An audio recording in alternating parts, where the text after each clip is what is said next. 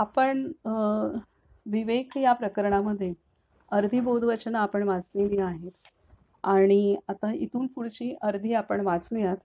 तर काल आपण जे आलो होतो की आपल्या स्वतःच्या मताबद्दल स्वतःस पूर्ण खात्री असावी, त्यात घोटाळा असू नये. आपल्या स्वतःच्या मताबद्दल स्वतःस पूर्ण खात्री असावी, त्यात घोटाळा असू नये. नंतरचा आहे 67. कोणाचा काळ कोणाच्या भाग्याने येतो हे सांगता येत नाही, म्हणून आपण कधी कष्टी होऊ नये. तर हे आहे कोणाचा काळ कोणाच्या भाग्याने येतो हे सांगता येत नाही, म्हणून आपण कधी कष्टी होऊ नये. हेच आहे की कुठलीही परिस्थिती असेल, काही असेल तरी कष्टी होऊ नये. कष्टी न होणं हे अत्यंत महत्त्वाचं आहे. त्या समयानुसार जी वेळ आहे त्या वेळेनुसार योग्य त्या वेळी योग्य त्या गोष्टी घडतात आणि त्याच वेळी घडतात. त्याच्या आधी घडू शकत नाही किंवा त्याच्या नंतर घडू शकत नाही. किती आपण प्रयत्न केले, किती आपण हातपाय मारले, जरी असं म्हणतात हातपाय मारले, तरी सुद्धा घडणार तेव्हाच ते कार्य सुरू पण तेव्हाच होणार आणि संपन्न पण तेव्हाच होणार ज्या वेळेला ते व्हायचं आहे. त्यामुळे कष्टी होऊ नये, धीर खचला जाऊ नये हे महत्त्वाचं आहे. आणि त्या समयानुसार योग्य ते मार्गदर्शन, योग्य ते सर्व काही होत असतं. आपल्याला केवळ त्या प्रतीक्षेमध्ये आपलं संतुलन सांभाळून राखणं हेच मेहनत घ्यायची असते. बाकी जेव्हा समय येणार तेव्हा ते कार्य कसं होऊन जाईल ते कळणार सुद्धा नाही. तर असं हे आहे. त्यामुळे कष्टी होऊ नये हे महाराज सांगतायत. आणि जर कष्टी झालो तर मात्र मग आपल्याला मी करता हे येतो, मी एवढा प्रयत्न करतो, मी एवढी वाट बघितली, मी अमुक अमुक केलं, मी हे केलं ते केलं, हे येतं, मी आलं, मी करता हे भाव आला, स्वतःचे प्रयत्न दिसले, स्वतःच्या प्रती करुणा आली, आसक्ती आली. त्यानंतर एखाद्या गोष्टीमुळे विलंब होत असेल किंवा काय, त्या व्यक्तीविषयी रागद्वेष आला. हे सगळी पिल्लावळ सगळी येऊन जाते कष्टी झाल्यानंतर. पण जर आपण थोडा धीर ठेवला की ठीक आहे, वेळ येईल त्यावेळेला ते घडेल. तर कधी कधी प्रतीक्षेचा कालावधी खूप मोठा असतो, कारण खूप काही मोठं भगवंताला त्यातनं साकारायचं असेल, त्यामुळे सुद्धा असू शकतो. आपल्याला काही माहीत नाहीये. परंतु कष्टी होऊ नये एवढं कानात आपल्या मनात ठसवलं तर बाकी आपण मी करता ह्या भूमिकेत पण नाही जाणार आणि समोरच्या कोणी व्यक्ती असो त्यांच्याविषयी आपल्या मनामध्ये दुराग्रह निर्माण होणार नाही. हे इथे आहे. आता पुढे आहे 68. लग्नाचा पवित्रपणा ज्यावेळी नाहीसा होईल त्यावेळी आपल्या धर्माचा पायाच उकडला असे समजावे. आज हीच परिस्थिती सर्वत्र दिसते की लग्नाचा पवित्रपणा पूर्णतः नष्ट झालेला आहे. जिथे तिथे सगळा व्यवहार आहे, किती लग्न सगळीकडे तेच आहे. 69. मनाने आपण खंबीर झाले पाहिजे, मनाने आपण खंबीर झाले पाहिजे. 70. ज्याला विद्येचे समाधान आहे त्याला परीक्षेचे महत्त्व वाटणार नाही. ज्याला विद्येचे समाधान आहे त्याला परीक्षेचे महत्त्व वाटणार नाही. 71. जे ज्ञान व्यवहाराला लागू पडत नाही ते ज्ञान खरे असले तरी आपल्याला उपयोगाचे नाही. आचरणात आलं पाहिजे ज्ञान. कोणतंही ज्ञान हे आपण आचरणात आलं पाहिजे, व्यवहारात आलं पाहिजे, तेच खरं ज्ञान आहे. 72. ज्याप्रमाणे पांढरा कपडा मळण्याचा संभव फार असतो त्याप्रमाणे सत्कर्माला विघ्ने फार येतात. त्यांना न जुमानता आपण सत्कर्म करावे. ज्याप्रमाणे पांढरा कपडा मिळण्याचा संभव फार असतो त्याप्रमाणे सत्कर्माला विघ्ने फार येतात. त्यांना न जुमानता आपण सत्कर्म करावे. 73. लौकिक विद्येला विद्या म्हणायची तरी कशी? ती विद्या नसून अविद्याच ती.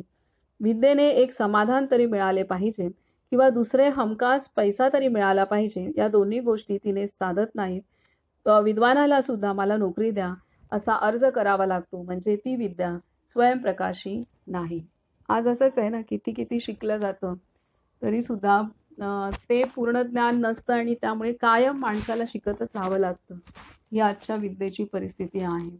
आणि मग नोकरीसाठी कायम धडपड करावी लागते, हे आहे सतत. त्यामुळे महाराजांनी परखड मत मांडलेलं आहे की लौकिक विद्या आणि खरी विद्या कोणती. 74 चातुर्मास पोथी चालते. याचा अर्थ असा की 4 महिने लोकांना सांगावे आणि 8 महिने आपण सांगितलेले कृतीत आणावे. सांगण्यापेक्षा कृती जास्त कठीण असते, म्हणून त्यासाठी 8 महिने आपण 8 महिने म्हणजे जास्त दिवस ठेवले आहेत. हे आहे की आचरण करायला आपण जे वाचतो त्यावरती मग नंतर जे वाचतो, ऐकतो त्यावरती मनन चिंतन होऊन पुन्हा ते आचरणात आणणं आणि वारंवार ते आचरणात आणणं ह्याच्यासाठी खूप कालावधी लागतो. त्यामुळे वाचणं, ऐकणं हे ह्याला कमी कालावधी लागतो, पण प्रत्यक्षात ती गोष्ट आपल्या अंतरी रुजून मननचिंतन झाल्यानंतर ती व्यवहारात आणणं, त्याच्यावरती चालणं आणि ते चालत असताना त्याच्यामध्ये जुने संस्कार, जुन्या विचार, वासना, भावना हे सर्व काही उचंबळून येत असतं आणि त्या जुन्या विचारांना, वासनांना, भावनांवरती मात करत जे नवीन आपण आता शिकलेलो आहे ते रुजवणं आणि त्याच्यामध्ये सुरुवातीला अवघड होईल की सुरुवातीला चालायला अवघड वाटेल, मग संघर्ष राहणार सुरुवातीला की आपलं आधीचे संस्कार आणि आत्ताचे जे नवीन आपण आत्ता जे आपल्याला पूर्णतः ज्ञान झालेलं आहे आणि पटलेलं आहे ते आचरण करताना मग दुःख, कष्ट हे येणार आहे. कारण आपल्याला ह्याची सवय नसते अनेक गोष्टी स्वीकारण्याची. त्यामुळे ते दुःख, कष्ट सुरुवातीला आहे. मग थोडा त्रागा वाटणार, सगळं काही घुसळून निघणार. दही जसं घुसळतात तसा सगळा विचित्र प्रकार होणार. मग नंतर त्यातलं लोणी येणार आणि खाली ताक शिल्लक राहणार. तर या पद्धतीने हा सगळा खेळ खेळत वाचन आणि श्रवण केलेलं असतं.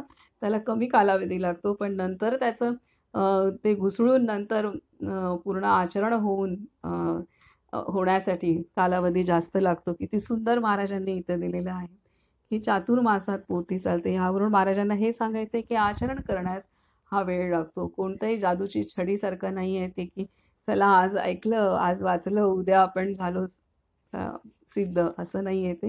हे इथे महाराज सांगतायत. 75 श्रद्धायुक्त संस्काराने मागचे दुरीत नाहीसे होते आणि तो भाग्याचा दिवस बनतो.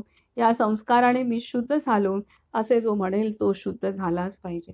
श्रद्धायुक्त संस्काराने मागचे दुरीत नाहीसे होते आणि तो भाग्याचा दिवस बनतो. या संस्काराने मी शुद्ध झालो असे जो म्हणेल तो शुद्ध झालाच पाहिजे. तर हे आहे एक श्रद्धायुक्त संस्कार.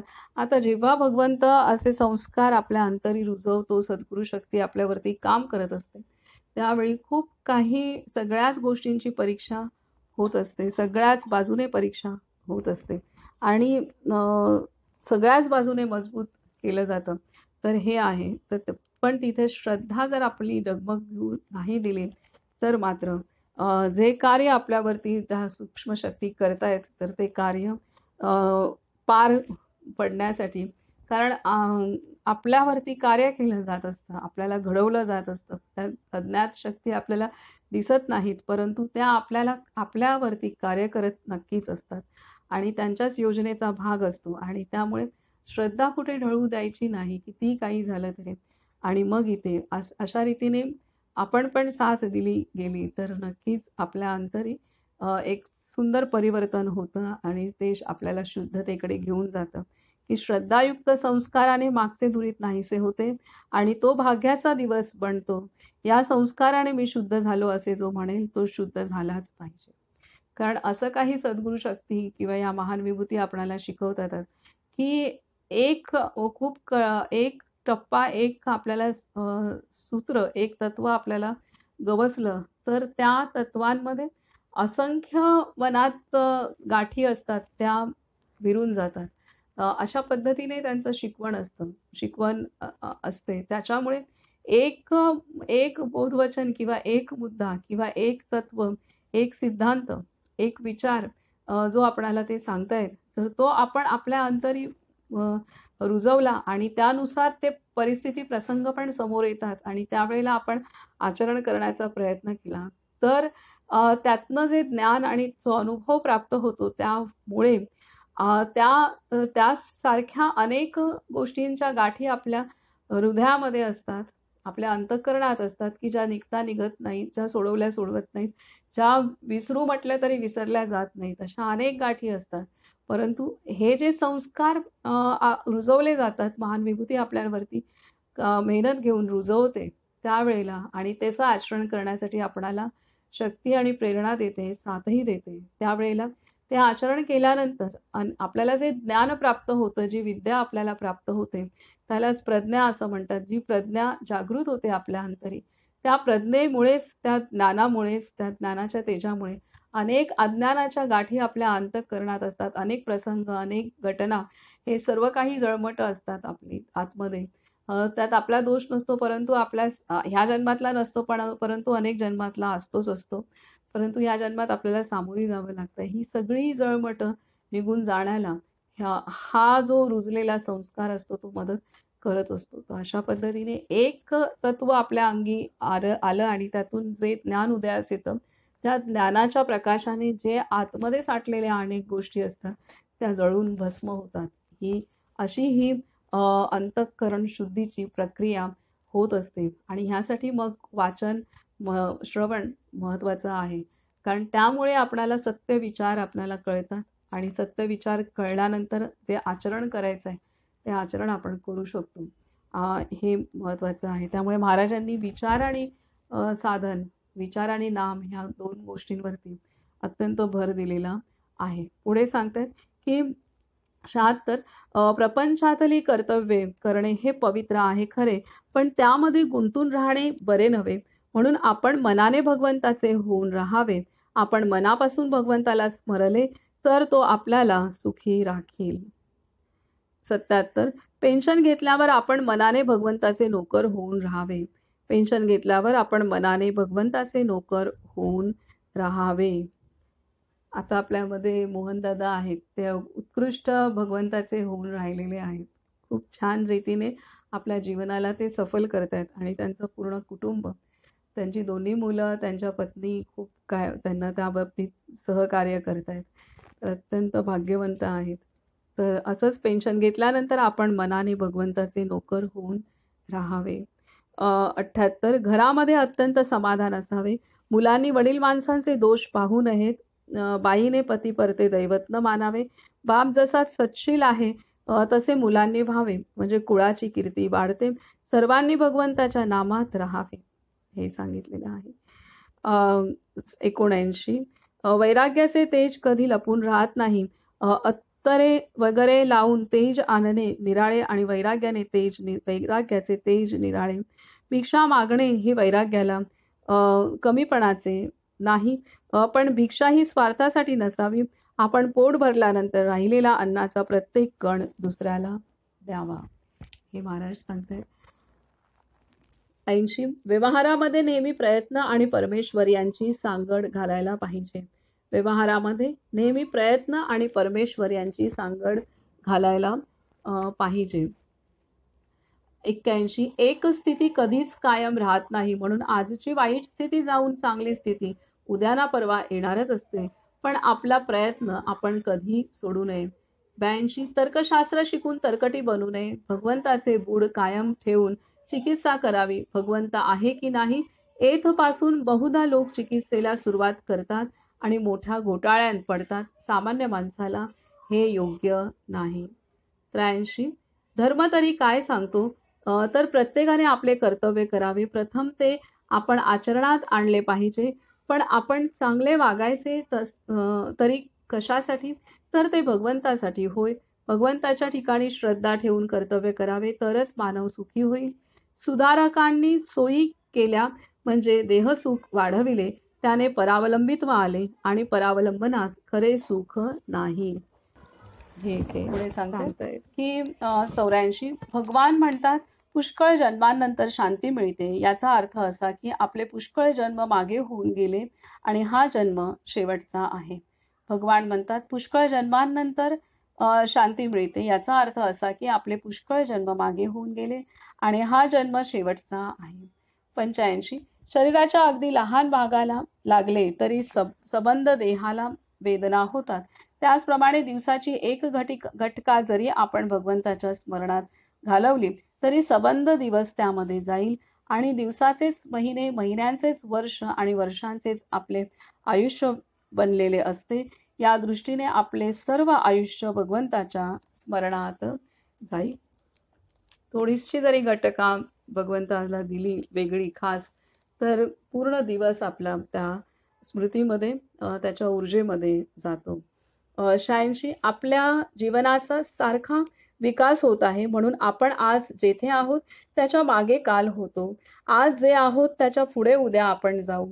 हे जरी खरे तरी आज आपण जे करायला पाहिजे ते न केले तर एखादे वेळी उद्या मागे जाण्याचा प्रसंग आपल्याला येईल. पुढचा जन्म हा आजच्या जन्मांतून निर्माण होतो, तर आपण आजचा जन्म हा चांगला घालवला असता. अंते मतिहि सा गतिहि या नियमाप्रमाणे पुढचा जन्म आपल्याला चांगलाच येईल. 87 आज आपल्याला जे करणे योग्य आहे ते करायचे सोडून मनुष्य कालचे आणि उद्याचे पाहत बसतो. पुष्कळ लोकांना उद्या काय होणार आहे हे कळायला पाहिजे असते, पण आपला पुढचा काळ चांगला यावा म्हणून आपण आज चांगले वागणे जरूर आहे. तसे न करता मागच्याचा किंवा पुढच्याचा विचार करीत बसणे म्हणजे जे करू नये ते करणे, हे मायेचे लक्षण. जे मायेच्या तावडीत सापडलेले आहेत ते लोक करू नये ते करतील आणि उद्याची काळजी करतील. काय सांगतायत? अत्यंत महत्वाचं आहे. आज आपल्याला जे करणे योग्य आहे ते करायचे सोडून मनुष्य कालचे आणि उद्याचे पाहत बसतो. पुष्कळ लोकांना उद्या काय होणार आहे हे कळायला पाहिजे असते, पण आपला पुढचा काळ चांगला यावा म्हणून आपण आज चांगले वागणे जरूर आहे. तसे न करता मागच्याचा किंवा पुढच्याचा विचार करीत बसणे म्हणजे जे करू नये ते करणे, हे मायेचे लक्षण. जे मायेच्या तावडीत सापडलेले आहेत ते लोक करू नये ते करतील आणि उद्याची काळजी करतील. अनेकांना असं उद्या काय होईल हे जाणून घ्यायचं असतं आणि अनेक त्यासाठी मग पत्रिकेच्या मागे अति अति अति लागणं, त्यानंतर जे काही संत ठिकाणी जात असू किंवा आश्रमात जात असू तर तिथे सुद्धा केवळ प्रपंचाच्या साठी जाणं आणि तिथून तीच अपेक्षा करणं आणि त्याच संदर्भात मार्गदर्शन प्राप्त करणं ह्याच्याच मागे अनेक जण असतात.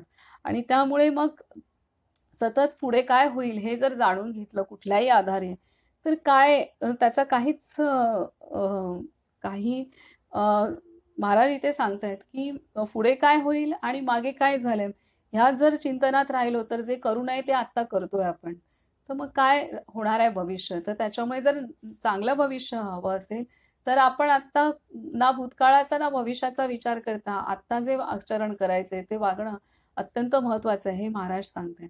अनेकदा असंच होतं की हे पत्रिकेच्या मागे किंवा अति इतकं लागलं जातं. आता ढोबळमानाने अनेक गोष्टी कळतात, परंतु ज्या जीवनातल्या प्रत्येक टप्प्यामध्ये जे बारकावे असतात ते कुठलीच ज्योतिषशास्त्रज्ञ ते सांगू नाही शकत. इतके बारकाव्यातनं जीवन घडत असतं, जात असतं. कितीही कोणी तज्ज्ञ असला तरी सुद्धा जे जीवनाचे बारीक पैलू असतात आणि त्या बारीक पैलूमध्येच खूप काही परिवर्तन होण्याची गोष्टी असतात त्या कोणी सांगण्याची हेच ठेवू शकत नाही. तो आत्मसाक्षात्कारीच संत त्याला दिसू शकतं, बाकी कोणालाही ते दिसू शकत नाही. आणि अशा असंख्य घटना असतात आणि अशा असंख्य घटनांनी ते जीवन घडत असतं. तर ह्या एवढ्या बारकाव्यामध्ये जाण्याची कुवत आज कोणालाच नाहीये.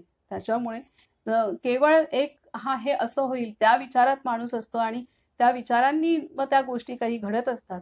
परंतु जो जीवनाचा बारकावा आहे तो तर कितीही कोणीही मोठं असेल तरी सुद्धा केवळ आणि केवळ आत्मसाक्षात्कारी संतांना तो समजू शकतो. अन्यथा कोणाला समजण्याची तेवढी ताकद आज ह्या सृष्टीमध्ये नाहीये. तर हे महत्वाचं आहे. त्याच्यामुळे शांतपणे आजचं जे आहे ते करणं हे आवश्यक आहे. कारण बारकावे कोणालाच सांगता येत नसतात आणि असंख्य बारकाव्यांनी आणि त्या बारकाव्यांमध्येच खूप काही जीवनाचं सार लपलेलं असतं. जे स्वतःच शोधलं आणि स्वतःच त्यावरती काम केलं तर ते अत्यंत जास्त महत्वाचं आहे. ही गोष्ट आहे. पुढे सांगतात की 88 प्रत्येक गोष्ट घडण्यासाठी योग्य वेळ काळ यायला पाहिजे. प्रत्येक गोष्ट घडण्यासाठी योग्य वेळ काळ यायला पाहिजे. 89 मनुष्याला आचरणात आणता येईल असेच रामाचे चरित्र आहे. मनुष्याला आचरणात आणता येईल असेच रामाचे चरित्र आहे. 90 देहांत आल्यावर आपले ज्याच्याशी जे कर्तव्य आहे ते बरोबर करणे हे रामचरित्राचे सार आहे. देहांत आल्यावर आपले ज्याच्याशी जे कर्तव्य आहे ते बरोबर करणे हे रामचरित्राचे सार आहे. 91 प्रपंचात जी आपली चिकाटी आहे तिच्या 1/4 चिकाटी जरी भगवंतासाठी आपण धरली तरी आपले काम भागेल.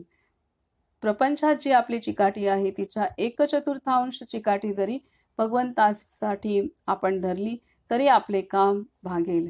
92 लोकांनी जे करू नये असे आपल्याला वाटते ते आपण स्वतः करू नये. 93 जो घरातल्या मंडळींचे समाधान राखील तोच बाहेर जगाचे समाधान राखील. 94 सात्विक अन्न हे स्वाभाविक गोडीचे असते.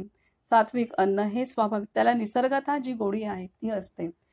अन्यथा त्यामध्ये जास्तीत जास्त मसाले आणि घातले तर त्याची जी निसर्गतः जी गोडी असते ती निघून जाते आणि त्या मसाल्यांची चव जास्त येते. त्यामुळे जे मूळतः जे अन्न असतं ते तसं चविष्ट असतं, स्वाभाविक चवीचं असतं, गोडीचं असतं. 95 आपला देव देवघरांतच ठेवू नका, त्याला व्यवहारात आणा. देव देवघरांतच ठेवू नका, त्याला व्यवहारात आणा. 96 सृष्टांचे रक्षण करणे हा खरा धर्म होय, त्यासाठी भगवंतांनी अवतार घेतला. सृष्टांचे रक्षण करणे हा खरा धर्म होय, त्यासाठी भगवंतांनी अवतार घेतला. 97 शहाण्या माणसाने आगगाडीच्या डब्यात बसून सरळ प्रवास करावा. त्या डब्याला खिळे किती आहेत हे मोजीत बसू नये. त्याचप्रमाणे आपण आपले साधन करावे. सृष्टीची तत्वे किती आहेत या भानगडीत आपण पडू नये. याचा निकाल कधीच लागायचा नाही. अर्थात एखादा इंजिनियर असेल तर त्याचे ते कामच आहे. तर हे आहे शांतपणे जे संतांनी सांगितलेलं आहे त्या शिकवणीवरती चालणं हे महत्त्वाचं आहे. पुढे सांगते की 98 वर्तमानपत्र वाचित वेळ घालविणे म्हणजे आपण होऊन जगाला घरी बोलावणे होय. 99 आपल्याला ज्या गावाला जायचे आहे त्या गावची गाडी मिळाली की नाही एवढे पहावे. आपल्याला ज्या गावाला जायचे आहे त्या गावची गाडी मिळाली की नाही एवढे पहावे. पण गाडीत कोण भेटतो याला फारसे महत्त्व नाही. समजा गाडीत आपल्याला कोणीच भेटले नाही तर स्वस्त झोप घेऊन आपल्या गावी जावेत. याचा अर्थ असा की आपले लग्न वगैरे न झाले तर त्याचे वाईट वाटू नये. मुलीने सुद्धा लग्न न करता तसेच जीवन घालवणे यामध्ये मुळीच पाप किंवा अनिती नाही, पण हे जीवन भगवंतासाठी मात्र असावे. महाराजांनी 113 वर्षांपूर्वी जे लिहून ठेवले किती मोठे आहेत विचार हे. म्हणजे मुलींसाठी पण त्यांनी लिहून ठेवले, खास मार्गदर्शन केलेलं आहे. आणि प्रवास आहे हा, या प्रवासात सहप्रवासी मिळाला तर ठीक आहे, नाही मिळाला तरी काही हरकत नाही आहे. पण आपलं ध्येय आपलं पक्क असेल तर त्या ध्येयाला न सोडता आपण ध्येय गाठणं आवश्यक आहे, हे इथे महाराज सांगतायत. केवढं अजून काय पाहिजे. आपले संत किती सर्वार्थाने व्यापक होते, किती व्यापक दृष्टी होते आणि पुढारले पण अजून वेगळं काय पाहिजे. हे एवढं 113 वर्ष महाराजांना निर्याणाला झालेले. 14वं चालू आहे, 13 14 13 12 हां. तर त्याच्यानंतर 114वं वर्ष चालू आहे. त्याच्या अगोदर उच्चारण केलेली वाक्य आहेत. हे शेवटचं आपण निर्याणानंतरचं वर्ष काढली ही वाक्य अजून म्हणजे साधारणतः किती वर्ष म्हणजे त्याच्याही आधी 30-40 वर्ष आपण पकडू की ते उच्चारण केलेली आहे.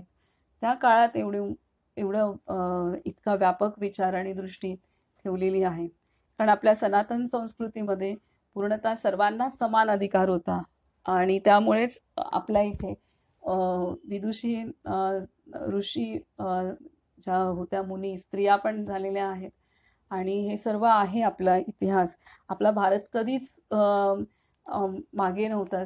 समान स्त्रियांना भारतामध्ये समान वागणूक नव्हती तर पुरुषांपेक्षा पण पुढे वागणूक होती. आणि आता ज्या समानतेच्या म्हणजे पुरुष सुद्धा नतमस्तक होत होता स्त्री शक्ती पुढे, तर पुरुष झुकत होता, नतमस्तक होत होता.